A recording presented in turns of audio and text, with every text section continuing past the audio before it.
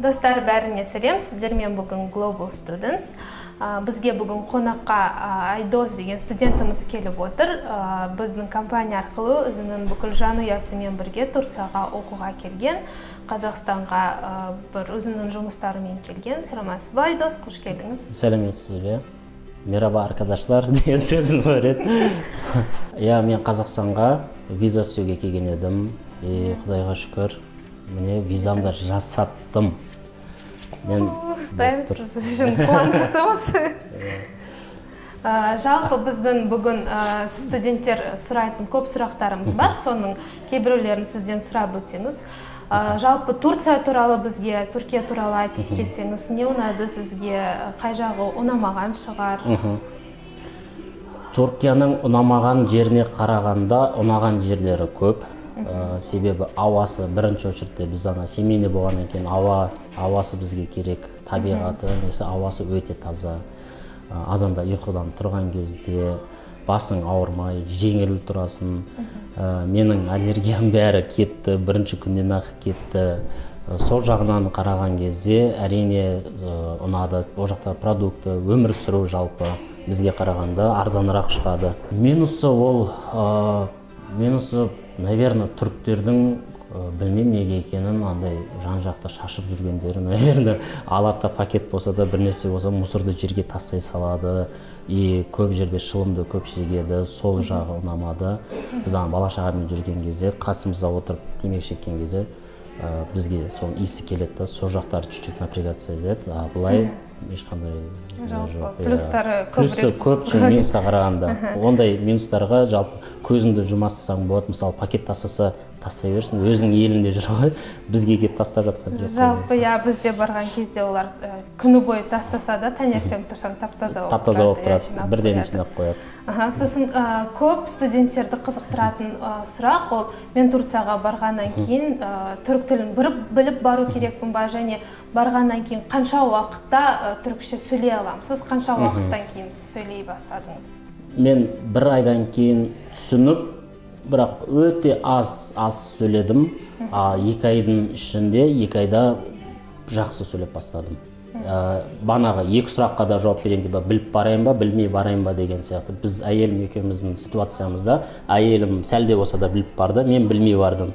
Бірақ айтпаймын, что мен білмей барғаннан қиналдым деп айтпаймын, бірақ біліп барсаң әрине жақсы. Біліп барған кезде басында бара салып, саған сіңісіп кету оңайырақ болады, үйрену оңайырақ болады. Бірақ мен сияқты білмей барсаң да жаман емес, барғаннан кейін үйреніп кетесің. Не страшно дейсіз ғой? Ол қорқатын ешнәрсесі жоқ. Сабақта жалпы Тасара академиясында сабақтар қалай өтеді? Қандай форматта өтеді? Өте қызық өтеді. Мен сабақтарды сағынып отырмын. Қазір мен Қазақстанға келгеніме 3 апта болды. Сабақты сағынып, жеткенше асығып отырмын. Суббота, воскресенье демалған кезде де сабақты сағынып отырамын. Мүмкін мен 5 жыл болды оқымағаныма, мүмкін сол 5 жылда сағынып қалғанмын сабақты оқуды, или оларынікі қызық өтеді содан. Меніңше олардың сабақтары қызық, себебі ойын ойнатады, ортаға көп шығарады, әр оқушымен жеке-жеке шығарып алып, ойындар, андай артта отырып жоқ, мен шықпаймын деген жоқ, бәрін шығарып, енді заставлять етіп емес, өздерінің қулықтарымен кел шық деген сияқты шығарады, сөйтіп өз-өзіңді басқа жағынан да танисың. Алдында көпшіліктен ұялсаң, ол жерде шығып уже үйренесің, ол да жақсы. Сабақтары қызық.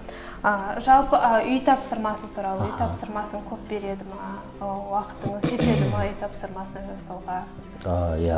Ондай үй төгіп тастап, сабақтан кейін келген кезде үйде отырып, күн ұзаққа сабақ оқи бермейсің. Кітапта біз бітіре алмай қалған жеріміз болса, 2 страница соны өздерің бітіріңдер деген сияқты, болмаса өзіңді таныту туралы, қайта ол наоборот өзіңе қызық, бәрін алдында тұрып өзін таныту, түрікше таныту, сол үшін, өз-өзіңді таныту үшін қызық болғаннан кейін сен соны істеуге наоборот тырысасың. Түрікше сондай заданиялар береді. 2 адам студенттерге общежитияда тұратындар бірге тұратын кезде көршілермен бірге диалог құраңдар дейді. Ол да қызық. Сөйтіп құрайды, біз Венера екеуміз құраймыз. Болмаса мен телеграм арқылы сол студентпен бірге сөйтіп құраймыз диалог. Ол да қызық. Жалпы үй тапсырмасы береді, бірақ өзіңіздің бір жерге барып қыдырып келу, Түркияны көріп келу, Измирді көріп келу уақытыңыз болады. Уақыт табылады, себебі бізде қазір тек языковой оқып жатырмыз қой. Мүмкін қазір бізде уақыт бар, біз азанда барсақ сабаққа түсте сағат 1:30-да шығамыз, кешке дейін қыдырып ал, кешке барда сабақ 1-2 сағат оқысаң жеткілікті. Оқисың үй тапсырмасын, болды, қалған уақытың бәрі боссын. Жалпы қазақ тілі мен түрік тілі ұқсайды деп айтамыз ғой. Қазақ тілін жақсы білген балалар түрікше кішкене тезірек үйренеді ма, я көмек сияқты сондай болады ма? Менің ойымша қазақша білген де жақсы да, бір шетінен мен ойлаймын, мүмкін білмеген кезде жақсы болатын беді. Себебі кейбір қазақ тілдер ұқсас болғаннан кейін сен көбінесе қазақша сөйлеп кетесің да, я кетіп қаласың, ал олар үшін ол қате болады да, ол минус. Ал андай орысша білетіндер, қазақша білмейтіндер, олар ананы с нуля бастап оқиды да, и сразу правильно жағын түсініп, правильно жағын сөйлеуге сөйтіп оқиды да. Ол дұрыс шығар.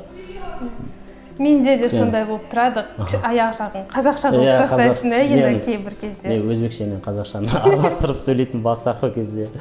Қазір дұрыс сөйлеуге тырысамын. Сіздің келесі сұрақ, Турцияға, ол в основном ата-аналар қоятын сұрақ, менің балам ешкімді білмейді, бірінші рет бара жатыр шет елге, Турцияға барғанда балалар қандай қиыншылықтар вообще болады ма, бір қиналатын жерлері болады ма, сондай сұрақтар болады? Ондай ата-аналарға қоятыным ешқандай уайымдайтындай түгі жоқ, себебі ол жалғыз өзі баратқан жоқ. Ол жақта 150, біз 150 студент болып бардық. Бәрі өзімен қатар балалар бірге барады, бірге жүреді, қайта бірге жүрген екен всегда оңай барлық жағынан. Қандай қиыншылықтар болуы мүмкін. Бастапқы кезде үйдің тамағын сағыну мүмкін, бірақ оны да кейін біздің студенттер тауып алды, біздің Қазақстан тамағына ұқсайтын бір кафе тауып алды. Сол жаққа барып үйрі лағман жеп жүрді ма? Мен шын айтсам барған жоқпын, барғым келді.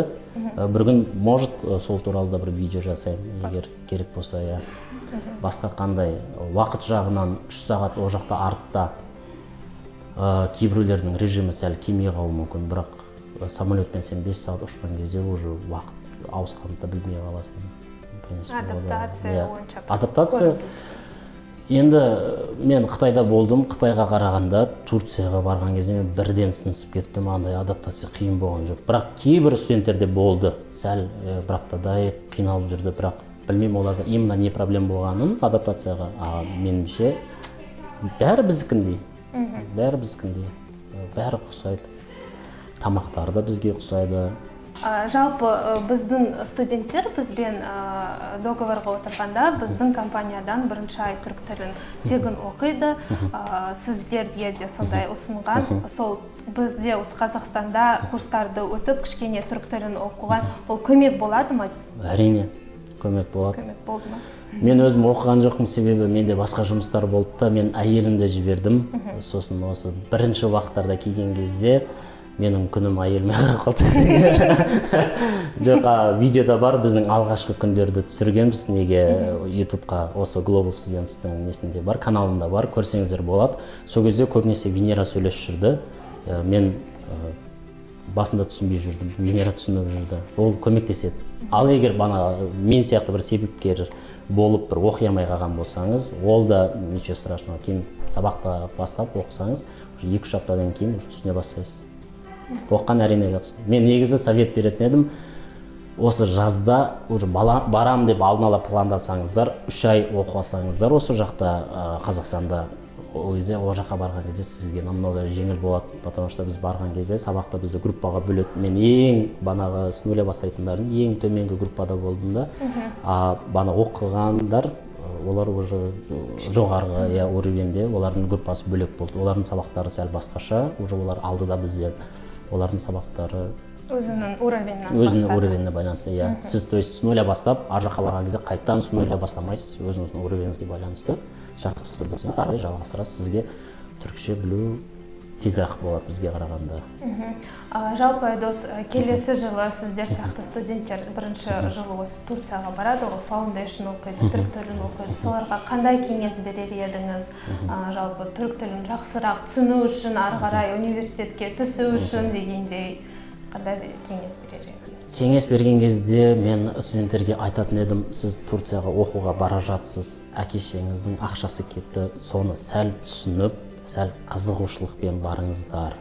Бұл жерде түркше үйрену үшін сізге бір қатты бір қиын ешнәрсесі керек жоқ, сізге бір IQ-іңіз там 200 болсын деген емес. Менің жасым 30-дан асадыр, миым қатпаған, бірақ менің өзім 2 ай ішінде жақсы үйрендім. Біз тест тапсырған кезде жоғарғы бал алдым, менің өзімнен таң қалдым. Ал ана жастар олардың қабылдауы тезірек олардыңқы. Сіздерге совет беретінім, тек өзіңізде бір кішкентай желание болса, ар жақта мұғалімдер сіздің желаниеңізді одан бетер арттырып жүреді. Сәл ғана желаниемен барсаңыздар, түсінсеңіздер, главное, вот мен оқуға баратырмын, оқиын деп сәл сабақта тыңдап отырсаңыздар, соның өзі жеткілікті. Соның өзінде сіз түрік тілін тез үйреніп аласыздар. Айтатыным бағанағы өзіңіз осознанно түсініп, мен оқуға баратырмын ғой деп барсаңыздар, біріншіден.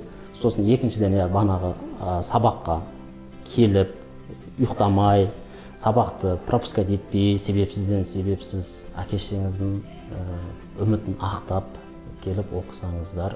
Кейбір студенттерді көремін, сабақтың партаның артында жатып алып, сабақ оқымай, ұйықтап жатады. Олар не үшін келгенін өздері де түсінбейді, не үшін ұйықтауға бардым ол жаққа. Алдын ала дайындалып, психологически дайындалып, сөйтіп барғандарыңыз дұрыс. Тек сәттілік, советім сол ғана, тек.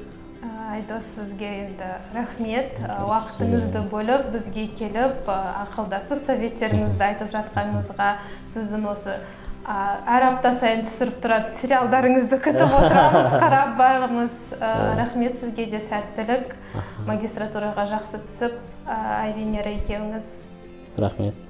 Мына жерде мүмкін сіздердің сұрақтарыңыз қойылмай қалған болса, міндетті түрде қойыңыздар, біз оған жауап береміз.